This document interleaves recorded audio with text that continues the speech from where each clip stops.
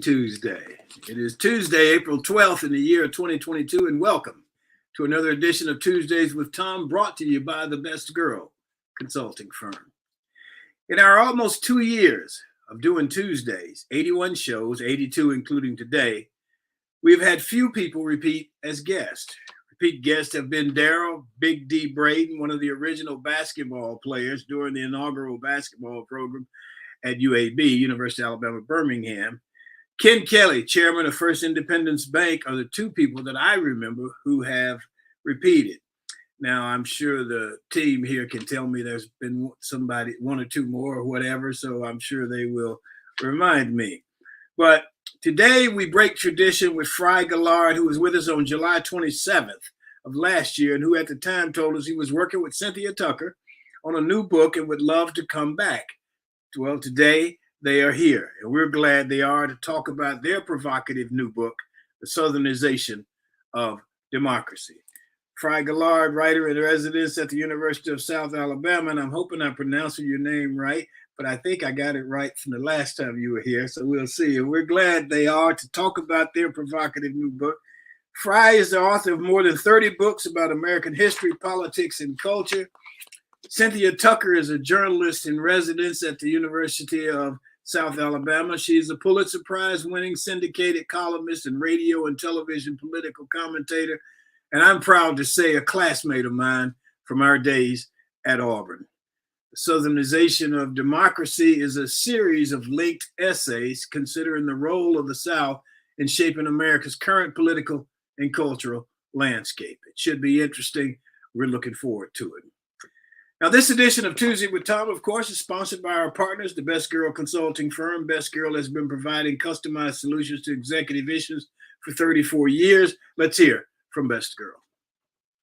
Best Girl is a consulting firm that provides customized leadership, access and inclusion, public relations, communications, and organizational consulting services.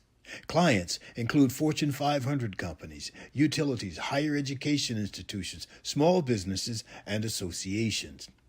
Best Girl's team of consultants, led by Joyce Gilly-Gossam, Emily Hedrick, and Sean Jones, partners with business and education clients to promote organizational effectiveness, communication, motivation, and leadership, with always an impact on the bottom line. Best Girl's customized consulting services include strategic planning, corporate communication, executive coaching, fundraising, and economic development. It's the solution that fits your needs. So let's get to our roundtable of regulars and introduce Barbara Wallace Edwards and Michael Walker. Barbara Wallace Edwards is a Mobile, Alabama native, currently living in Birmingham. Was down on the coast last week, I think, when we had a pretty good conversation. So, Barbara, are you out there somewhere? Good morning, Thom. I am here. How are you this morning? I'm doing great. Life's good. Can't complain. The weather's nice, and we're getting the house painted, and I'll be glad when they're done. What's happening with you, Barbara? Well, Thom, thank you. It's good to be back. I want to say first this morning, congratulations to the 8 individuals who were honored as members of the Tiger Trail down in Auburn, Alabama this past weekend, and 3 of which I definitely want to mention Coach Joe Witt Sr., who was assistant coach there for the football team at Auburn for, I think, on staff about 25 years at Auburn, and really impacted a lot of young lives, young men at Auburn University. Marquise Daniels, who's a standout basketball player. There you go. Individual. Okay, I'm sorry, you cut out. I'm sorry. You said I got Marquise Daniels, the last thing. And Stan White was another of the honorees. Okay. What do they call that? A Tiger Trail? Tiger Trail. And I'm assuming you own the Tiger Trail. Would I be correct in making that something? Incorrect. No, I'm not. No, we're going to have to start a campaign. I tried to get them one time. I found out who did it is through the Chamber of Commerce. Yes. So I had a meeting with them to see if they would consider doing James and Henry. And I Right. said, you can put them on the same one, but they were the Right. pioneers. They were the original. And I Right. don't really care. You put me on there, but I think James and Henry deserve it. And Right. of course, they don't have the statistics everybody else had. They wasn't going to have the statistics because you can't get statistics if you can't get the ball. Right. But she told me she'd get in touch with me. That's been about 12 years ago. Wow. So I guess she's still looking for me. Well, we may have to start a campaign because I really think that made a difference in them honoring Coach Joe Witt Sr.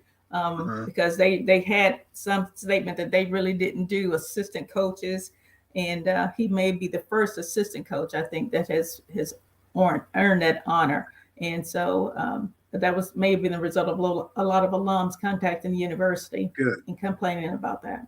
That's good. I think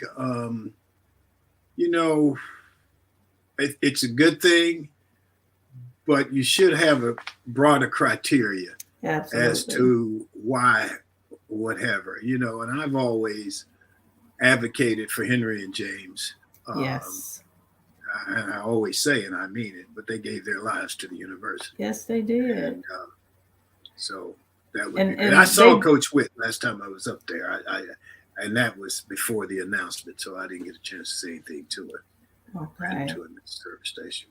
Go ahead. What are you going to say? Well, we talk about, them being honored on the Tiger Trail. I think they owe them a lot more than that, and maybe even naming a building after them or a statue, around the stadium or something. But, that's something that we will continue to fight for because I think they deserve that. And well, this year, again, you think that in itself should be honored.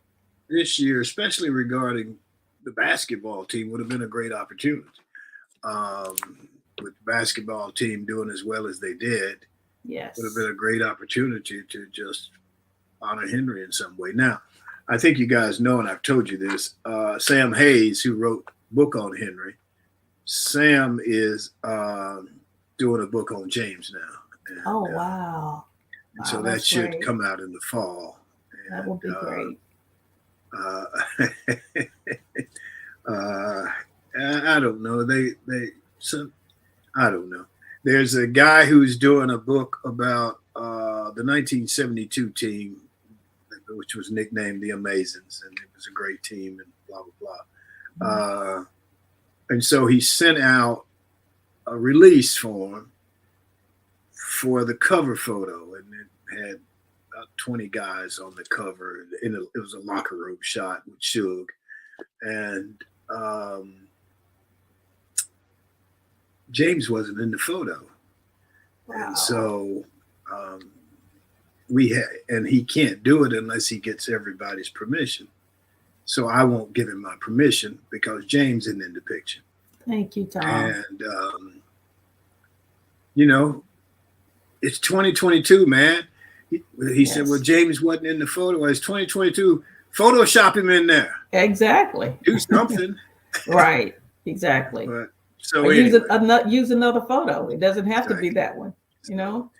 Thank you for fighting for that. Sometimes they overlook things, but when you've been witness to things being overlooked for 50 years, I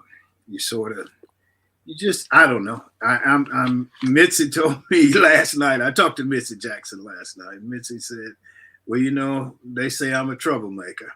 And I said, well, that's probably both of us. So just keep doing what you're doing.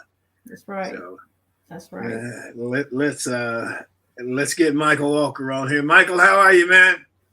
I am doing well, Thom, this morning. I hope you're doing well, and you too, Barbara. Good morning to both of you. Yes. Doing very well. Now, Michael, you told me last week you're on the Dean's Advisory Council for the School of Liberal Arts. Can you tell us a little bit about that and what that consists of? Well, and I heard you were a troublemaker too. So, but go ahead. But it's good trouble, Thom. It's good trouble. Yeah, I guess. The Dean's Advisory Board for the College of Liberal Arts, one objective is to be there and be a sounding board for the Dean of the College of Liberal Arts. And we have 2 board meetings twice a year. Well, one twice a year. in the spring and in the fall. And normally when we go, we get an update on the financials of the College of Liberal Arts, where we are with raising money to support different initiatives for the College of Liberal Arts. We talk strategies. One of the main things that we've been talking about is how to make Auburn's College of Liberal Arts a destination or nationally known and recognized college for liberal arts. And we're pushing towards that goal, as well as we endow some scholarships. As you are well aware, they started a scholarship in the name of Chief Justice Harold Melton, who's Auburn alumni, and they have the Harold Melton Center named after him. So it involves things like that, as well as fundraising. Somebody's trying to call me. I have no idea who this is, but I'm just going to hang up on them. Okay, sorry. Yeah, it involves fundraising along with providing advice to the dean and trying to grow the reputation of the College of Liberal Arts on a national basis. Okay, good deal.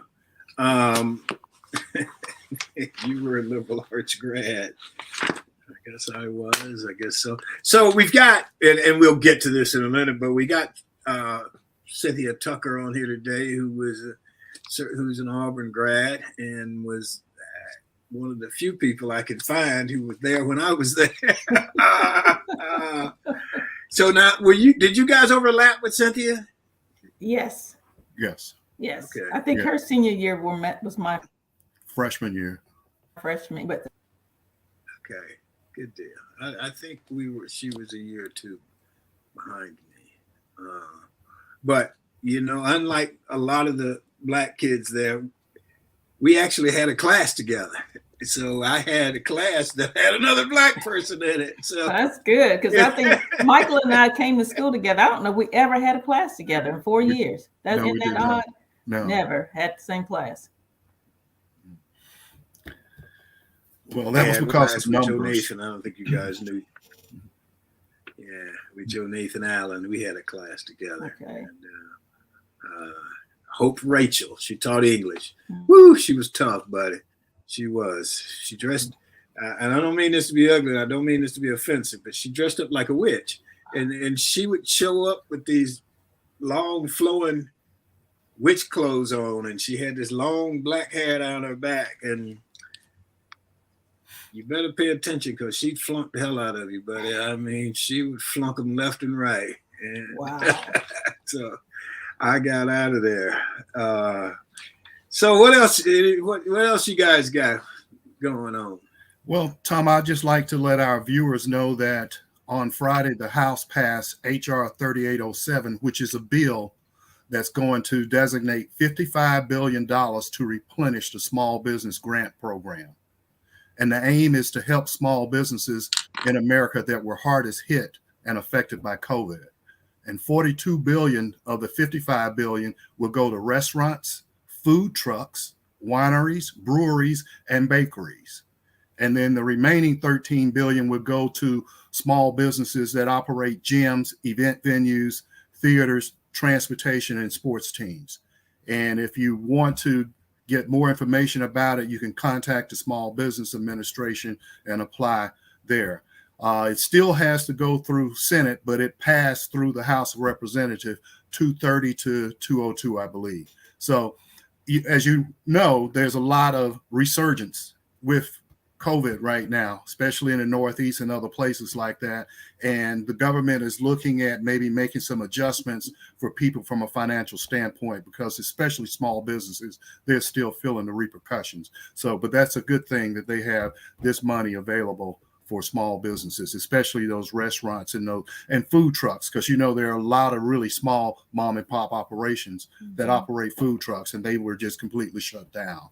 So that is very good to know that they are looking at it. And this was a part of the American Rescue Plan. And there's one other thing I think is interesting of note that is being pushed, and it's a campaign called Prison Phone Justice. And it was initiated by the Color of Change. And basically what they're talking about, are people that are incarcerated being able to speak to their loved ones and the costs. And there are a couple of companies like Securus and GTL that they sell price gouging and charging as much as $16 for a 15-minute phone call. So they are trying to push Congress to put a cap on the rates of phone calls to allow people that are incarcerated to be able to afford to speak to their loved ones on the outside world. If you look into incarceration, you'll see that there are a lot of people making money off people going to jail. Yes. And you look at the contracts that are leaded in a prison, Mm-hmm. and it's really, it's all, well, it's criminal, really. It is criminal. It is. I mean, if you think about it, and the other thing I will comment on, that what you said, Michael, is past the House of Representatives, now it goes to the Senate. Mm-hmm. Well, you know, there's a whole lot of bills the House of Representatives have passed Yes. that have been dead on arrival in the Senate. Absolutely. And so will it become law? You know, we just have to see. Yes. You know, they got certain senators that won't vote for certain things. It's amazing what they come up against. Yeah. It's So- got to the point where it's not what's good for those individual party members, and that's such a shame. Well, yeah, for sure. And so we'll see. We'll have to see how that comes up. Speaking of the prisoners and the fact that it's a money-making venture, one of the things, and Michael, I know that you have talked to when you've been involved with the School of College of Liberal Arts, is the university's letting of contracts. And I know you had a discussion with the diversity leader on campus. Leader? Yeah, it's kind of used the wrong word. Okay. But anyway, I know there was a discussion about the letting of contracts and Right. how Black alums who have been in business, some for, I know an architect who's graduated when I graduated and who's tried to get some traction at the university regarding contracts and so on and so forth, and has not been able to. And that's something that could easily be rectified. Yeah, I was going to ask, was there any resolution, Michael, in that discussion that you had? Any outcomes? There has not been. It's been mainly along the lines of lip service, which is, the playbook. Let's do lip service and kind of kick it down the road. But there is some hope that with the changing of the president and what have you, because from what I understand is that the new president coming in, he is very sensitive and aware of the fact that the minority enrollment in Auburn is really plummeting. Yes. And he needs to do something about it.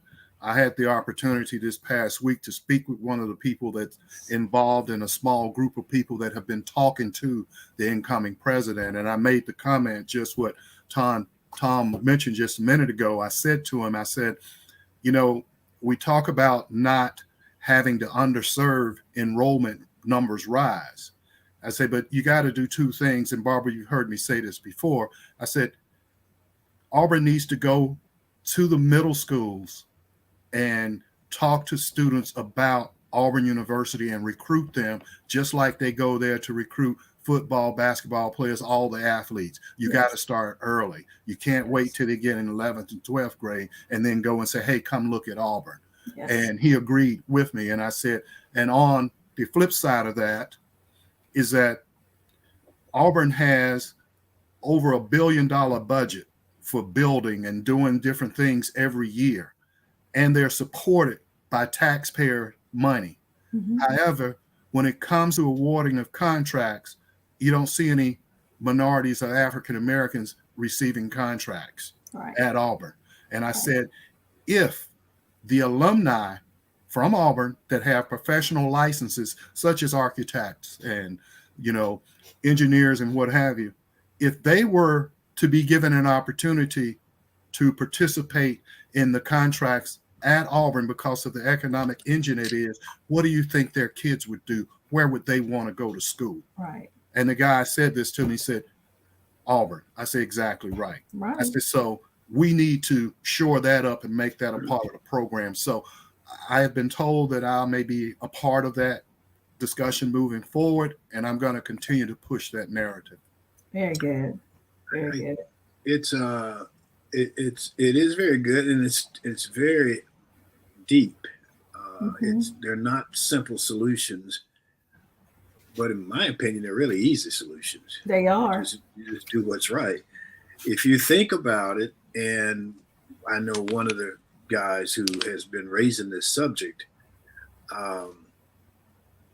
one of the things that hurts is many of the Black alums who graduate from Auburn don't get jobs in Alabama. Right. And they don't grow up. Their kids don't grow up in Alabama. They don't grow up wanting to go to Auburn. Mm-hmm. They grow up wanting to go to LSU or Mississippi State or Texas A&M or whatever, because that's where their parents have gotten jobs. And so it's a deep issue that, but I do think if you not only start out recruiting 4th, 5th graders, 6th graders, whatever, if you start having those conversations, and even if the parent went to LSU, if there's this conversation around Auburn or what have you, I think you could do. But I pretty much agree with Michael. We do what we have to do to recruit a football player. Yes. We do what we have to do to recruit a basketball player. And those two young. And at Auburn, is we shared with them. Right. We shared with them that until Auburn goes out and recruits Black students like they do 4- and 5-star athletes, then you're probably not going to increase the minority enrollment at Auburn, and offer scholarship dollars. I had a conversation with a Black Auburn alum on Sunday that was just returning from Tuscaloosa. Their child attends the University of Alabama. They're in Tuscaloosa, and shared with me that they had attended a program on Sunday afternoon where over 1,500 Black students were honored for having a 3.5 GPA and above. They're at the University of Alabama. 1,500 Black students. They had an incoming freshman Black student enrollment of over 1,000 students. That's probably more than the total Black enrollment at Auburn right now, excluding athletes. So, things have to be competitive with other schools in the SEC and almost every other category except for Black, and that needs to change. Barbara, I think you're having an issue. Oh no. That we had early on. Let's see, Michael, do you have anything else? We've come back to Barbara. I don't have anything else. I was just going to say, Barbara, you may have to go back on the road, because while you were on the road and away from Birmingham, we didn't have any problems. But now you're at home, the problems return. For those of you who don't know, we've had issues with Barbara's internet almost from the start, but it went away for a while. Yes. You got a reprieve for a little while, and now it's back. So sorry. I got a new roof while I was gone. Maybe the new roof has something to do with my internet connection. I don't know. Who knows? Anything else from you guys before we get to our G-list guest? Well, that's it for me. Okay. All right. Well, thank you. Let's hear Sean tell us about Got a Minute.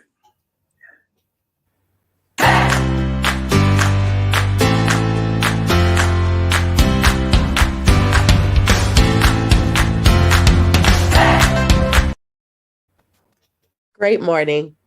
My name is Sean Jones. and this is Got a Minute. Hello to everyone joining in with us this morning. It's allergy season down here in South Florida, and there is pollen in the air. Usually, allergies come and go with the seasons due to sprouting plants and pollen in the air. Spring tends to be the worst season for allergy sufferers as flowers and plants are coming back to life after a long winter. In Florida, though, allergy season lasts approximately 10 months out of the year. Here are 5 ways to ease some of those symptoms. Try a nasal rinse, which clears mucus from your nose, and you can ease your allergy symptoms. Inhale some steam. Hold your head over a warm bowl of water or sink full of water and place a towel over your head to trap the steam. Take some vitamin C. It might help reduce mild symptoms such as congestion and sneezing. Wear a mask, which can help protect you from pollen and other allergens. Last but not least, stay hydrated with warm teas, broth, soup, and water, which can also provide beneficial steam. Thank you for joining in.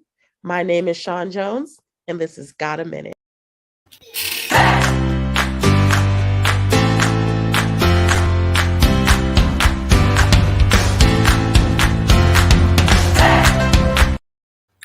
Thank you, Sean. We appreciate it. And for those of you who don't know, Sean comes to us from Boca Raton, Florida.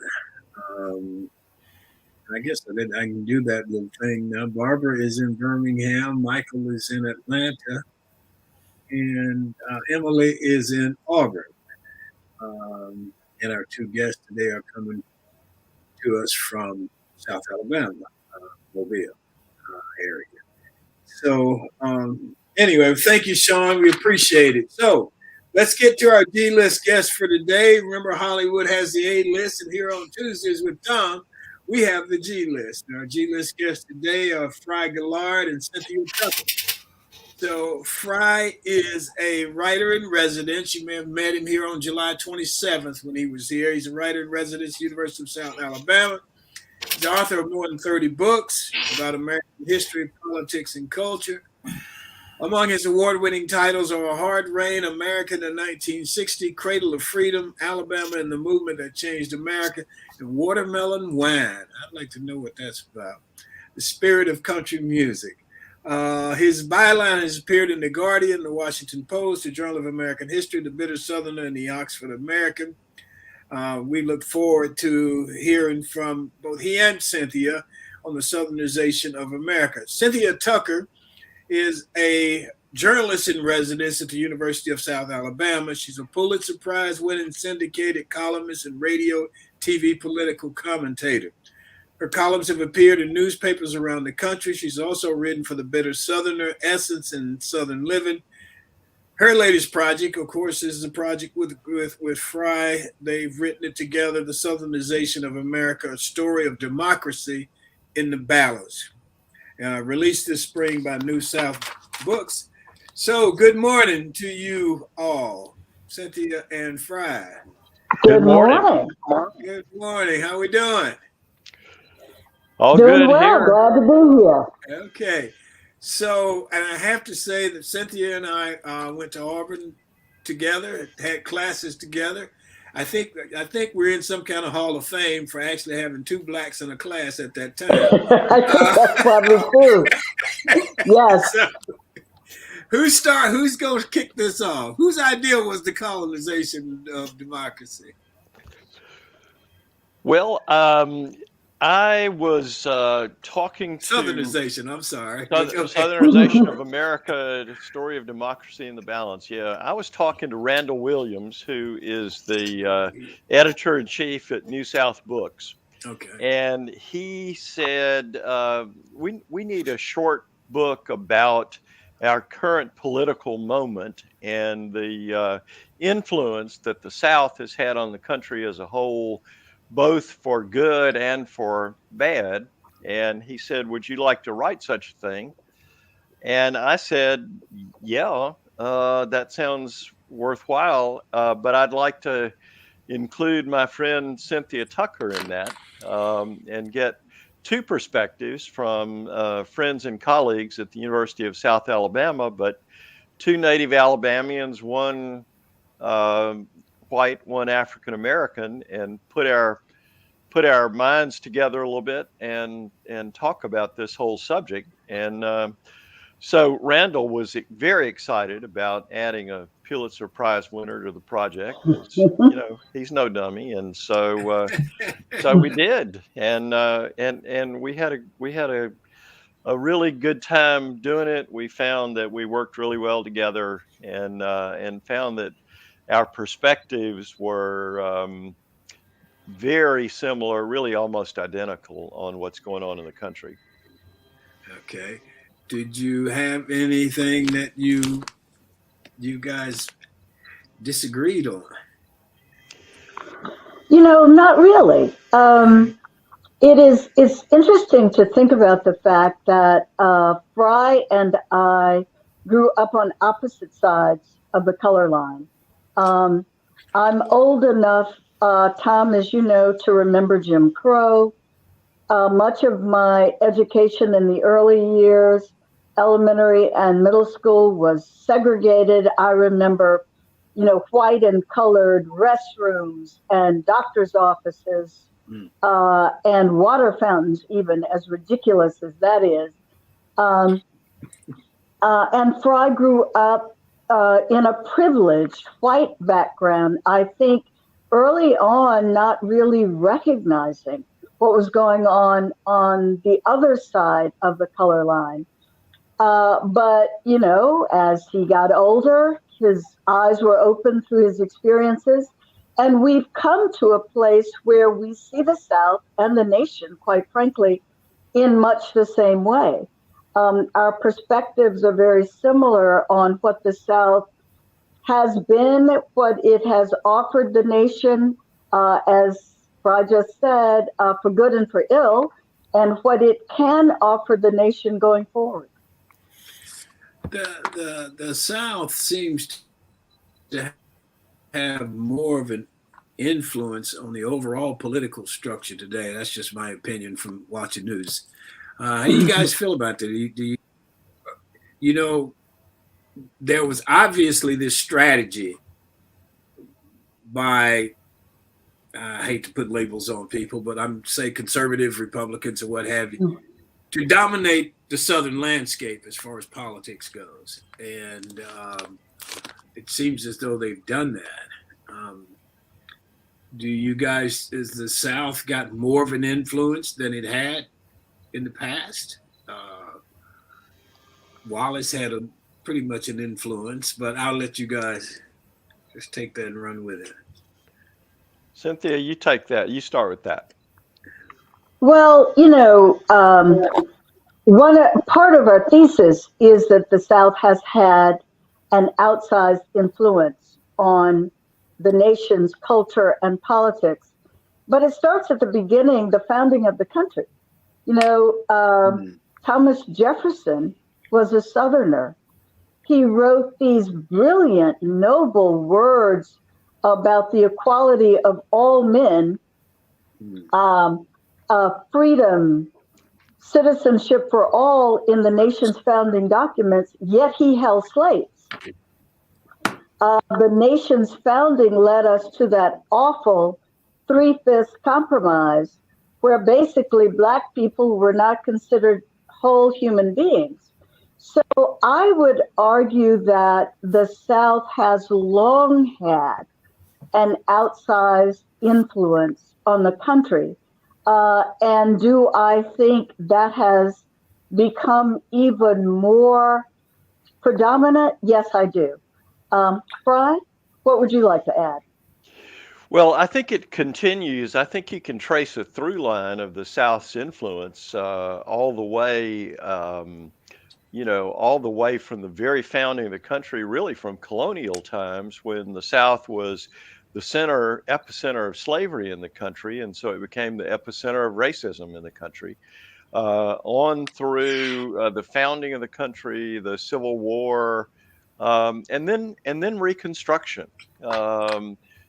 back then it was the Democratic Party who were the racial conservatives, and in the South, they dismantled the promise of Reconstruction and the long deferred hopes for citizenship that former slaves had begun to believe might be theirs. Citizenship was like an affirmation of humanity for people who had been enslaved all their lives. It was the civic affirmation that they were human beings. And so the right to vote and the right to go to school and all of those things that we take for granted. And then along came the Jim Crow laws and the disenfranchisement of African Americans in the South. And that sets loose a lot of anti-democratic currents in the soul and spirit and mind and heart of the country, and so, but the other side of the South's influence that we see every now and then, we saw it in the nobility of the founding words that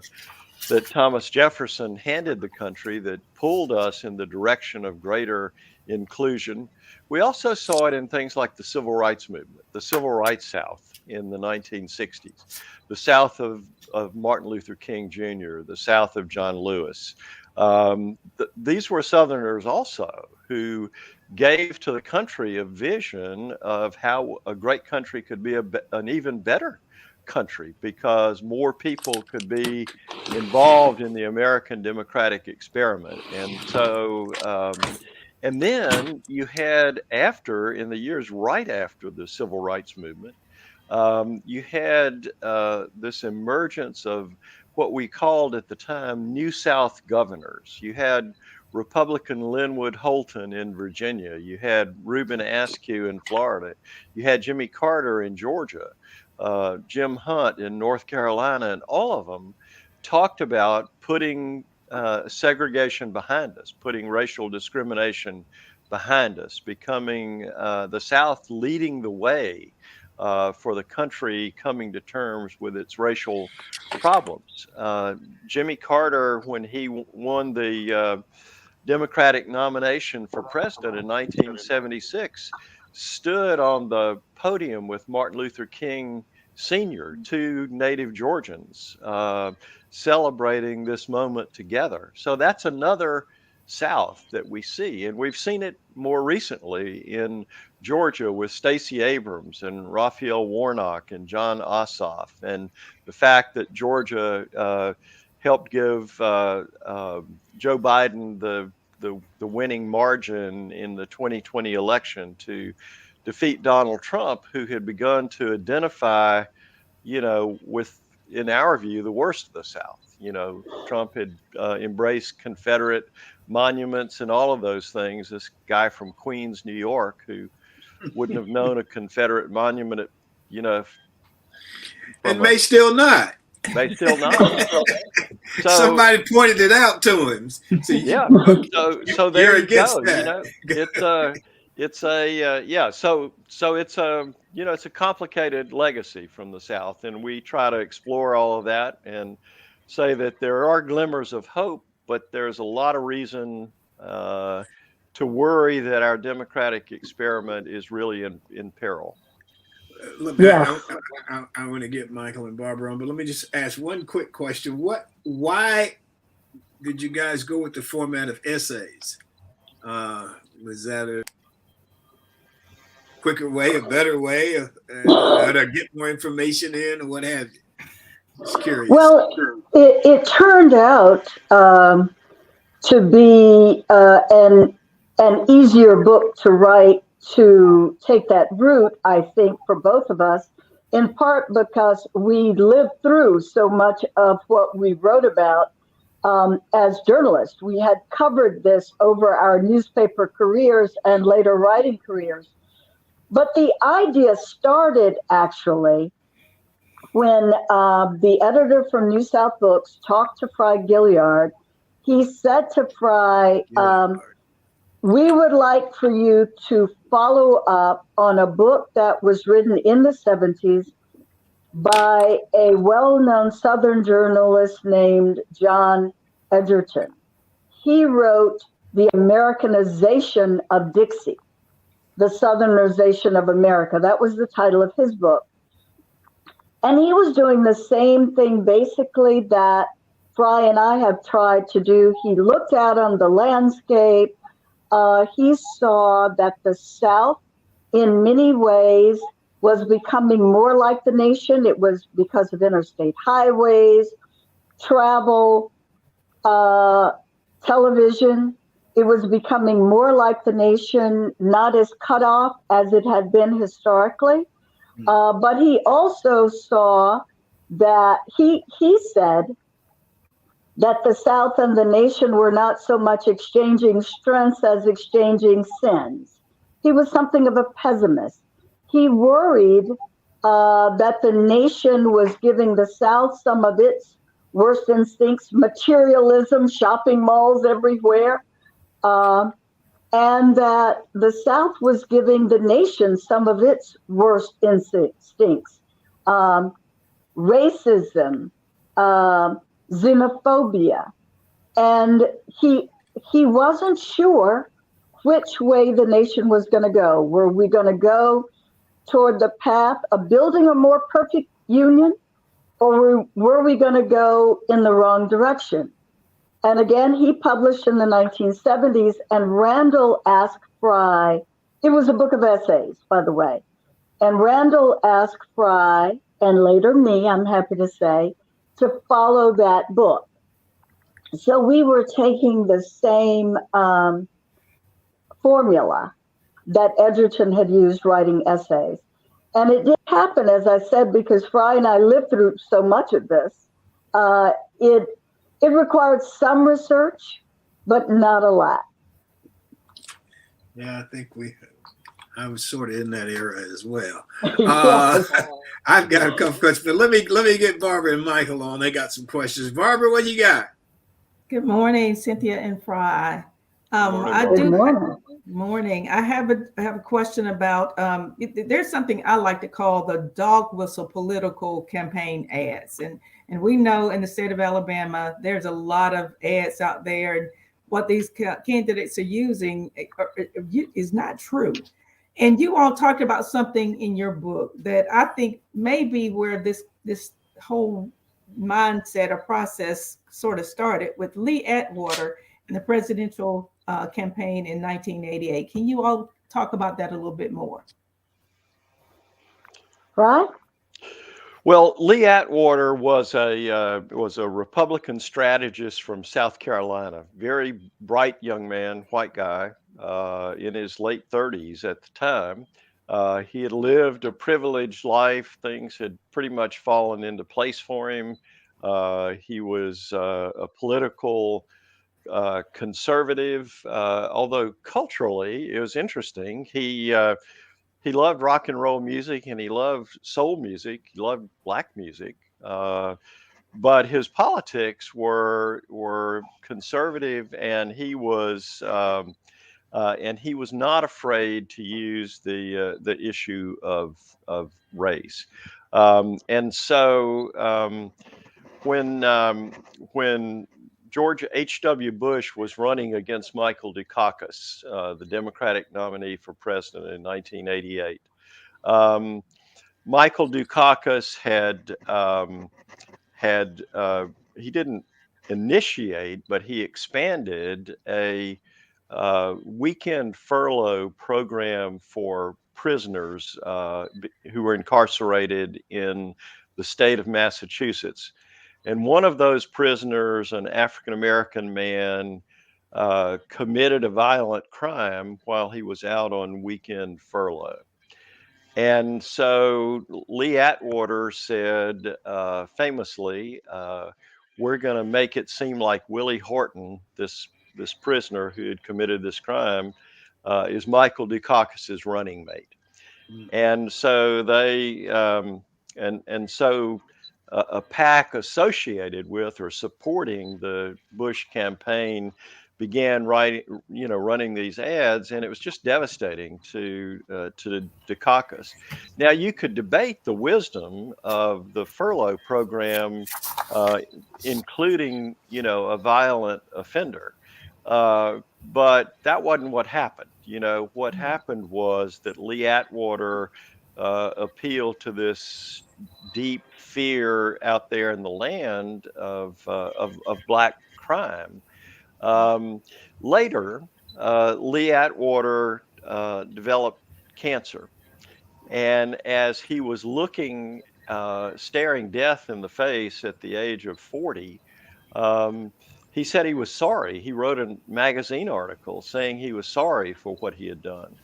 He said it makes me seem like a racist, which I am not. And he may not have been personally, but he did this, and he knew it and was sorry about it. And he said that he hoped the nation would learn something on his dime. Mm. And we argue that at least his political party learned very little on Lee Atwater's dime. Okay. Agreed. Who? Oh, Michael, you're up. Thank you. Good morning, Fry and Cynthia. Thanks for being with us today. Thank you, Michael. I have a question for each of you, but let me start with Fry, and then I'll come to you, Cynthia, because Fry may want to have some comments on the question I have for you. Fry, you touched on something earlier where you said the Democratic Party once was the party of racial conservatism. And so that has changed. Tell me in your mind what you think was the catalyst for causing that change from the Democrat and, as we know, the Dixiecrats over Right. to what's now the Republican Party, especially under the former president. He tried to take us back to that. Yeah, in the 1960s, I think the civil rights movement, you could argue, touched the heart of the nation, touched the heart of the South even. Not totally, not completely. It did not accomplish all that the movement leaders hoped that they might, but they did influence national policy in some profound ways. And so you had a Southern-born president from Texas, Lyndon Johnson, who pushed through the civil rights legislation in 1964, the Civil Rights Act, and then the Voting Rights Act in 1965. And then legislation having to do with health and housing, Medicare and Medicaid, and those kind of things. And Johnson was afraid at the time he did it that he had turned the South over to Republicans, that is, the white South, that people who were racially prejudiced in the South would move away from the Democratic Party because he, as a Southern-born white Democratic president, had done these things that pursued racial equality and made that a greater possibility in the country. And I think that is what happened to a large extent. I thought for a while that it might not happen. Jimmy Carter and his human rights policies, which were rooted in his evolving civil rights understanding, gave me hope that the white South might not veer back to its ugliest inclinations. The election of Bill Clinton, for all his personal flaws in 1992, here was a man who had, in many ways, embraced the lessons of the civil rights movement, certainly the fundamental lesson that we're all in it together as Americans. And so I still held out some hope on through the election of Barack Obama, when I thought, wow, we have come to a place where we could elect a brilliant young African American man as our president.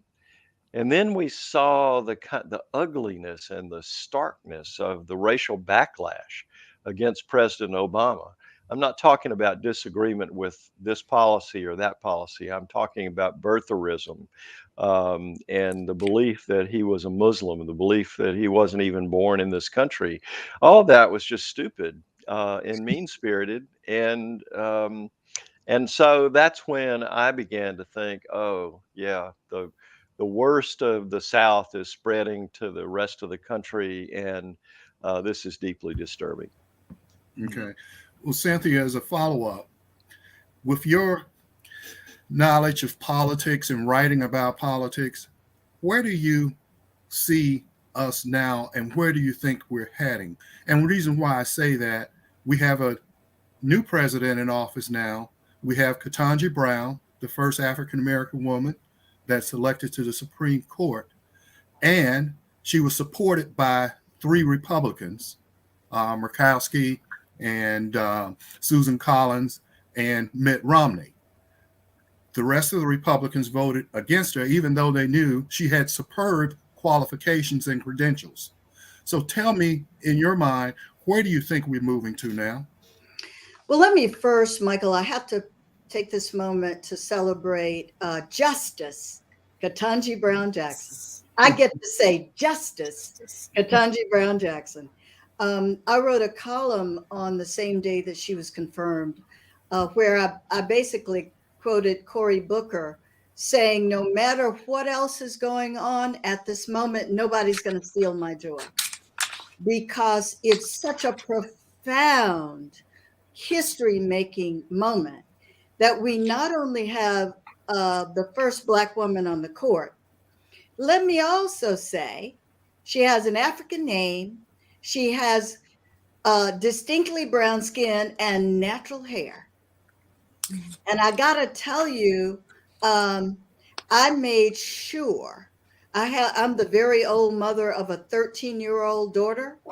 I made sure that my daughter saw several pictures of Justice Ketanji Brown Jackson. So I had to say that before I shifted to a more pessimistic tone. So Fry and I are very deliberately closed the book on a note of uncertainty, because we don't know where this is.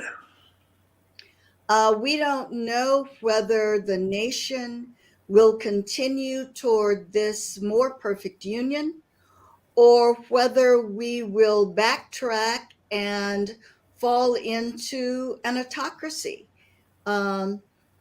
with people who really don't believe in democracy. And my fear is that the majority of Americans don't understand that the country's at a crossroads. I think that we may be in our most serious, most troubling political moment. Fry, who wrote a book about the 60s, might say since the 60s. I believe it may even be more troubling than that. The 60s, we saw a lot of unrest, but we didn't see major politicians who actually were undermining democracy like we do now. You know, there are several Republican senators who refused to vote to certify President Joe Biden, insisting that on the lie that he was not fairly elected. So I don't know which way we're headed. I see all of these Republicans celebrating the big lie. Barbara mentioned earlier the dog whistle that was popular in the 1960s.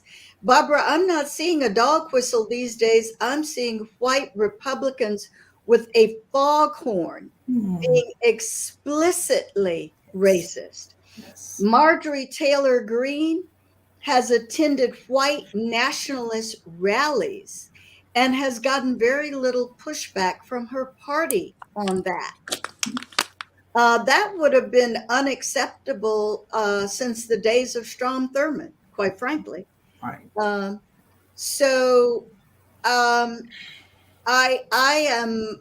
am deeply troubled. I will say, though, that this is all in our hands. Americans get to decide which way we're going to go. Are we going to follow after the politicians who are leading us in the wrong direction? Or are we going to do what John Lewis advocated and get in good trouble? Fry, would you like to add anything to that? One of the most hopeful moments for me, one of the most inspiring things, I don't think it got as much attention as it should before the confirmation of the new justice to the Supreme Court. One of the most hopeful moments was when Senator Raphael Warnock gave his maiden speech on the floor of the Senate. For any of your viewers who have not watched that, I urge you to go back and watch it. It was a beautiful speech, for one thing. But here's a man who is the pastor of the church, once pastored by Martin Luther King Jr., who pointed out that he now holds the Senate seat once held by one of the most unreconstructed segregationists ever to serve in the United States Senate. And he said, "That's why I love America." And so that was the expression of hope. That was the expression by a Southerner, an African American Southerner raised in Georgia, who is a proud native son of Georgia, as he said, projecting from his experience in Georgia hope for the country as a whole. And yet at the same time saying that there are people who are trying to roll all of this back. And so which will we choose? And so Cynthia was echoing Raphael Warnock. He was echoing Cynthia. It's we're at this crossroads now. Most of us know what to do in our hearts. If we want to, it's baked in that we have a multicultural, multiracial society, and we can either be at each other's throats or we can just treat each other like human beings. I mean, it's really not that hard on the other side of all the complexity. We know what to do. The question is, will our political leaders make us so afraid that we don't do the right thing, stir our resentments so much that we don't do the right thing, or will they listen to the better angels that are also part of the American character and spirit? Okay. Barbara? I can go on and on. I have tons of questions. I don't know if we have enough time, but I did want to mention one thing. Another thing that you pointed out in your book is in part one of your essays about George Wallace. And after he had been shot and was paralyzed and in the hospital, he was visited by Congresswoman Shirley Chisholm. And just like Lee Atwater, he had a change of heart and went, I think, to church in Atlanta or Montgomery and begged for forgiveness. Can you talk about that quickly or briefly?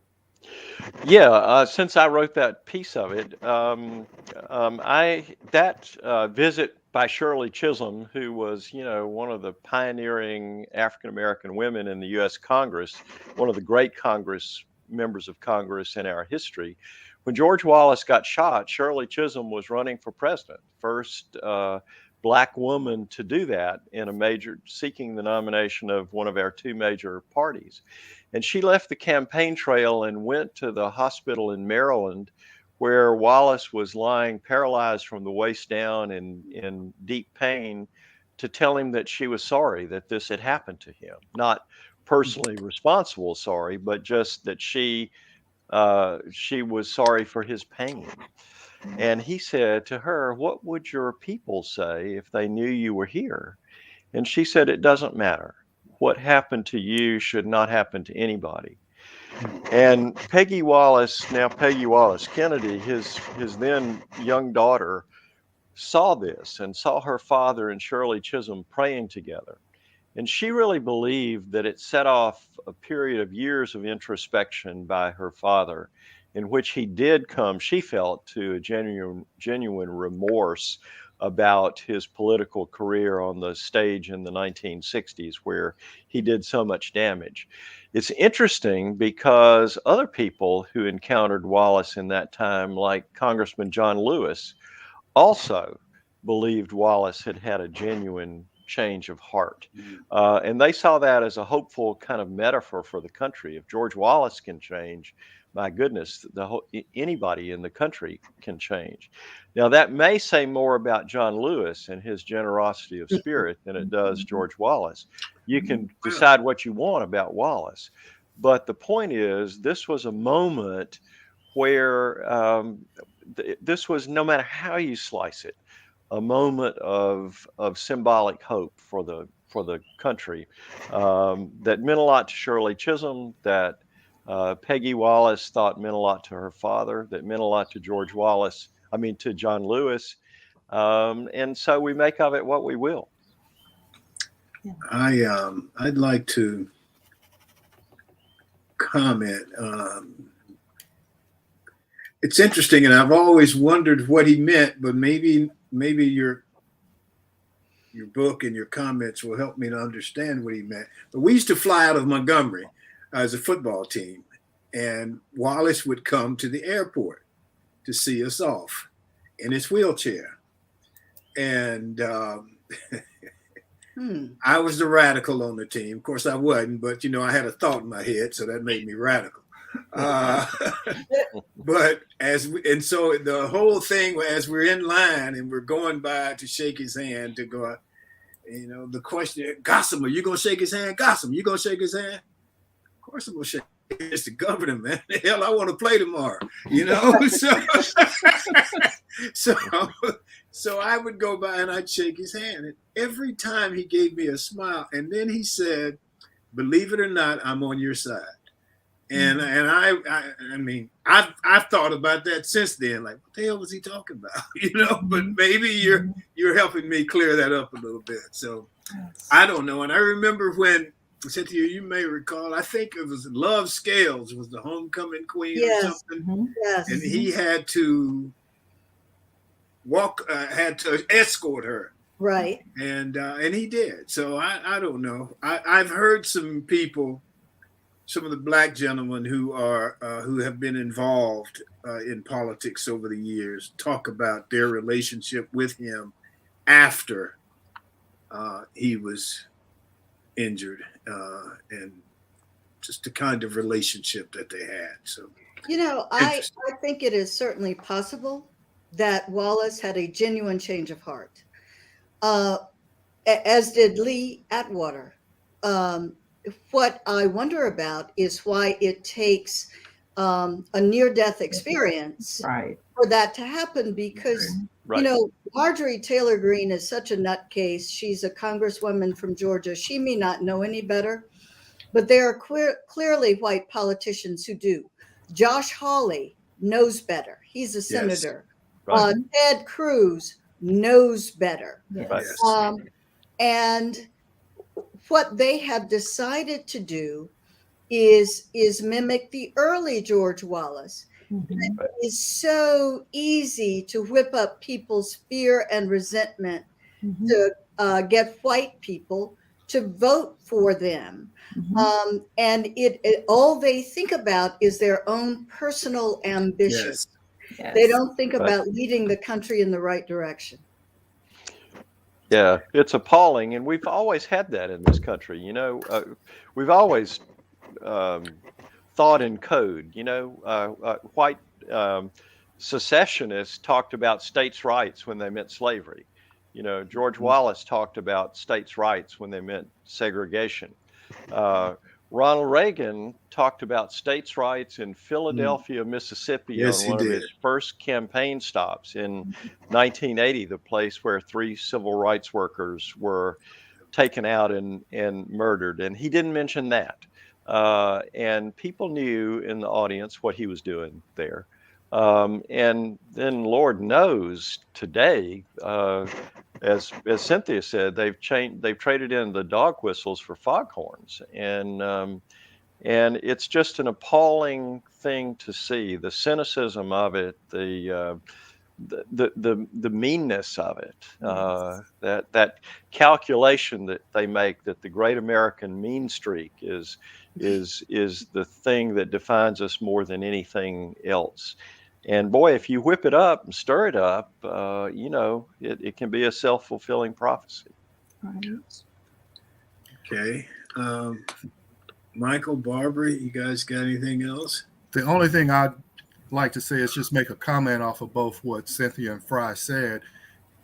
And I've heard this saying, and I'm sure you guys too, especially being in politics, is that they always say voters are stupid. And so that's exactly what these politicians are doing. They don't believe this, but they're doing it because they think the voters are stupid. And they, like you said, Cynthia, and I think you, Fry, alluded to it, they can rally their support to get them elected to do what they want to do because of stupid people that are voting. Well, yeah. Sad, but yes. We got some stupid politicians too. So. Absolutely. It's not just voters. We got one down here in South Florida, Matt Gates. We have a few in Alabama. Who was my neighbor for a little while. But oh boy. Yeah. He's a piece of work. Yeah. Yes, he is. I understand he comes from money. And oh man, some of the people over in Pensacola is probably a little more, it's the larger of the small little cities and towns, and so maybe it's a little more progressive, maybe.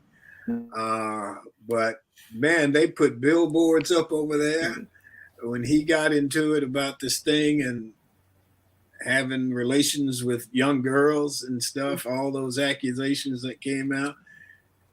They put billboards up that said Matt Gaetz might want to date your daughter. They did, okay.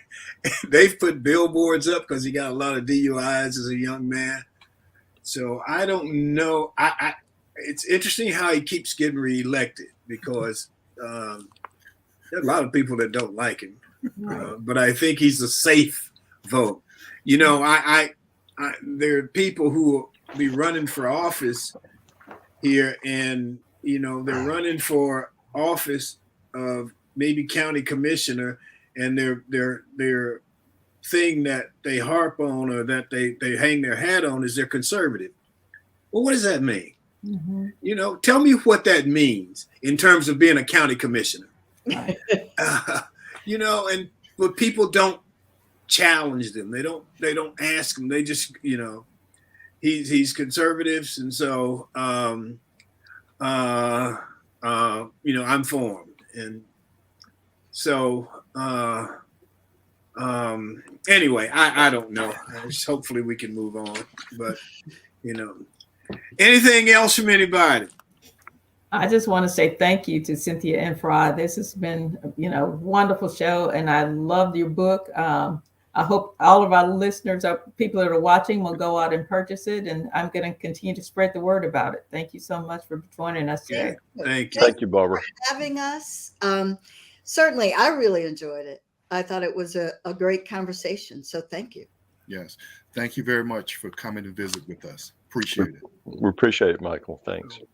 What we try and do is have a discussion, not a gotcha thing, but a discussion. And, you know, we can disagree, but, you know, we move forward. So we enjoyed it. And Fry, if you come back again, I promise you I'll get your name right this time. I'm still working on it. You're close, and it's a hard one, so it's all good. I'm good. Okay. Anything else from anybody? Well, we appreciate it. Let's move on to my closing commentary here.